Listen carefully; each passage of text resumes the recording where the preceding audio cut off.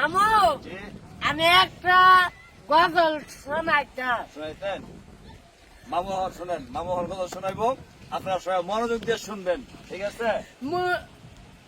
বলবি মোরা যদি দেনা হাওলা বাকি হইতাম, এই মদিনার সাথের লাইগা উড়ে যাইতাম, হৃদয় জুড়ে থাকতাম আমি, উড়ে যাইতাম।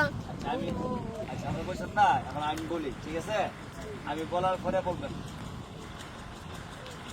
প্রথমে কিভাবে শুরু? আমার মনের ঘরেতে রেখেছি যারে, দু জাহানের বাদশা নবী কামেলওয়ালা রে, দু জাহানের বাদশা নবী কামেলওয়ালা রে।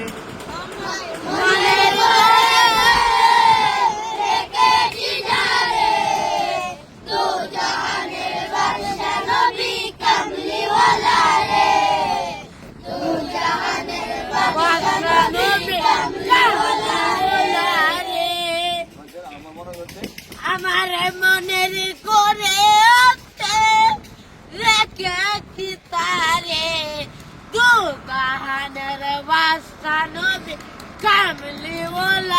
রে। মোরা যদি ডানাওয়ালা পাখি হতাম, ওই মদিনা দেখার লাগি উড়ে যাইতাম। মোরা যদি ডানাওয়ালা পাখি হতাম, ওই মদিনা দেখার লাগি উড়ে যাইতাম।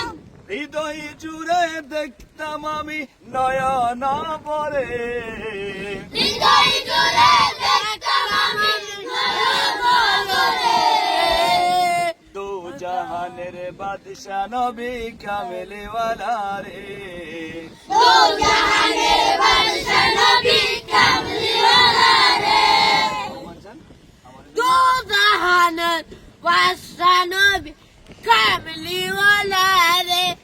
আগে পিতা পরে মেয়েটা উড়ে যাইতাম, এই মদিনার লাগি আমি উড়ে যাইতাম।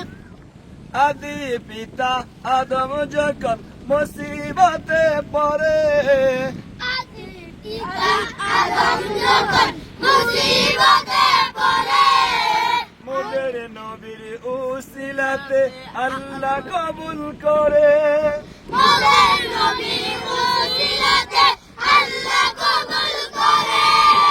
সাকারাতের বিছানাতে দেখা দিও রে, সাকারাতের বিছানাতে দেখা দিও রে, দো জাহানের বাদশা নবী কামেলওয়ালা রে, দু জাহানের বাদশা নবী কামলিওয়ালা রে।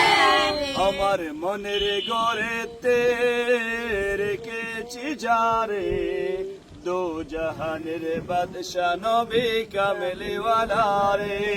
আমার মনের ঘরেতে রেখেছি যারে, দু জাহানের বাদশা নবী কামলিওয়ালা রে।